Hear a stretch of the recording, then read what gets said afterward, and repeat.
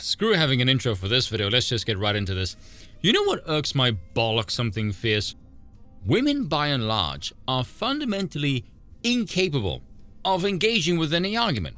You guys know me by now with the pattern recognition, and this is one that I've seen over and over again lately. If you say or post anything, and some woman comes along and inserts her stupid emotional bollocks and utterly fails to grasp the meat of the discussion, two options: either disengage or troll them mercilessly. A rational discourse is not possible. If the initial interaction is sour, it will not get any better. Women lead with their best weaponry. If it isn't logic, it is going to be emotion designed to stir irritation. And the wise ladies in the comment section will confirm this. Trust me. How do I know they're wise? Because they watch me, and they don't do what I just described. About 5% of my audience are women, and given the subject matter and the percentage count, we can assume with a heavy dose of confidence the women around here are the upper tier kind of ones. God bless you ladies, you'd make Queen Victoria proud, I'm sure. The following, however, would not make Queen Victoria proud. I keep going back to her line about feminists needing a good whipping. See, even a queen advocates for using force on them. If you ever get any grief for your opinion, show them that quote from Queen Victoria. Long live Lady Vicky. But anyway, Sydney Watson, 20th century feminist LARPing as a so-called conservative or right-wing figure. No, they aren't. If we stuck you back in the era of the suffragettes and you're badgering Woodrow Wilson for the right to vote, you are no conservative. You're yesterday's progressive. You just want enough progress to suit your needs and then magically want it to stop because when it starts to impact you negatively, suddenly it's gone too far. Oh, and by the way, Jeremy, stop simping for this one. It's embarrassing. Grow a pair of balls, for heaven's sakes. I hesitate to use the word grifter because it's become kind of cringe and overused, so I'll just say they're clueless about the whims of power. They're basically useful idiots, incapable of analyzing anything beyond their immediate person. But she says, give all your money to me and I'll protect you from the gold-digging wenches, red pill leaders, probably. I'll give her credit for saying wenches. More people should say that phrase, and it's a good one. But frankly, that's where my praise ends.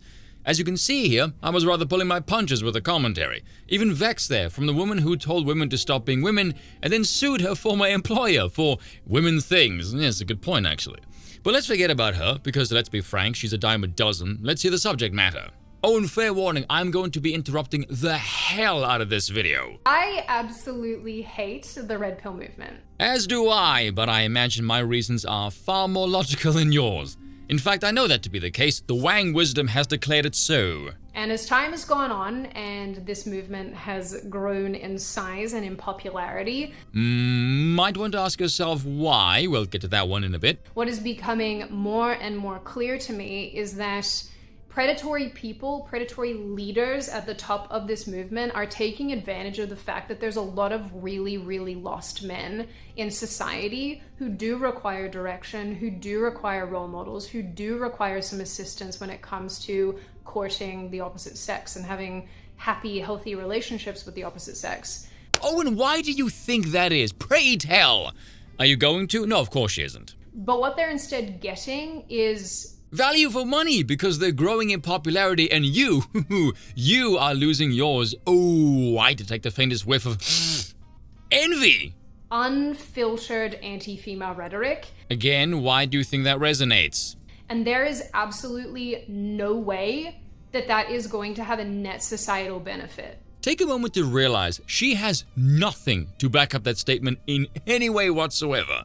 No way. And you know, the irony is that the leaders of these ideological groups will say things like, oh, women are scum-sucking road whores who are going to take all of your money and suck all of your wealth. They're all gold diggers who are going to take your future gold from you, while simultaneously asking you for money and asking you to buy their books and their programs and sign up to their courses that they're engaging in willingly because it's the free market. See, Sydney, that's the beauty of the market. People can get access to information really quickly, and if a product is bad, the market will self-correct. The only time you give a damn about society is when it negatively impacts you. They know have no tangible real-world benefits for you. They are the gold diggers. And instead of seeing this for what it is, people continue to engage with this terrible group of people, this terrible ideology that rivals me in my politics, and I'm very upset about it. That will ultimately keep you in a victimhood loop and ultimately mean that you will end up alone. Yes, as a woman who isn't married and has no children. Now, for as much as I find these whining clips annoying as sin, I can't help but laugh at the hollowness of the screeching. I will keep saying this. The modern day woman is an entitled being who knows absolutely nothing about men whatsoever. Let's examine the situation rationally, intelligently, logically. So like men, forget sin exists. I know I do. Men and women are not the same. They are not equal. They're different. They have different functions. Stop me if this is frame breaking already, by the way. Basic biology lesson here. But men and women tend to be attracted to each other because ultimately it's a prerequisite to creating a healthy environment in which to, produce offspring. Procreation. It's how our species doesn't go, extinct. Almost like this drive is hardwired into your DNA. Magic is what it is. If this process slows down and declines, or heaven forbid, ceases, a rational person would ask, why? What factors could be driving the decline? Perhaps look at when the decline started. Why did it start? Why did previous periods have a higher procreation rate? Because for all the talk of the horror depression of the 1950s, didn't seem to result in a lack of children or families, and I doubt there was some kind of gropey culture that produced them, nor did that magically disappear when the sexual revolution of the 1960s became a thing. The reason I'll call BS on these feminist grifters LARPing as conservatives, because again, in the grand scheme of things, Sydney is utterly irrelevant, it's the rhetoric of these types that concern me, because ultimately, she doesn't fucking say anything. Recall what I said in the last video. Blokes are problem solvers. Men want silence, women moaning, problem with noise, solve problem, make noise go away. That's how we're wired. So when I hear this bollocks, my male instinct is to find out what the hell is she moaning about. And after watching this several times, my only conclusion is she's upset somebody else is making money. I mean, look at her tweet. Give all of your money to me and I'll protect you from the gold-digging wenches, red pill leaders probably. Why the hell do you care what somebody else is spending their money on? I can understand if it's something like OnlyFans, which is objectively damaging to the social fabric, but what's your evidence for your gripe? Oh yeah, you don't have any. Her main issue is, of course, attention and money, and that's all.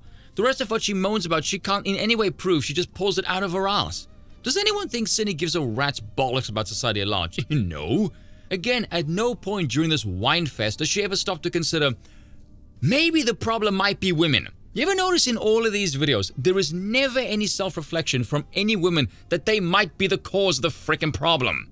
But seeing as you're talking about money, this is the free market, toots. Aren't you LARPing conservative women constantly complaining about how right-wing men need to soften their approach and make it more appealing to women?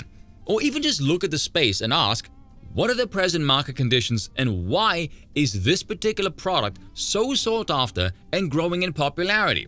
If you had any marketing sense in that head of yours, you might ask, what are those men offering other men that you aren't? Because ultimately, this is a cultural shift, and episodes like this are the impotent cries of grifters who are beginning to realize their brand is becoming outdated, and frankly, so are they, so good riddance and bollocks to them. Cheers for watching, and once again, I apologize for nothing.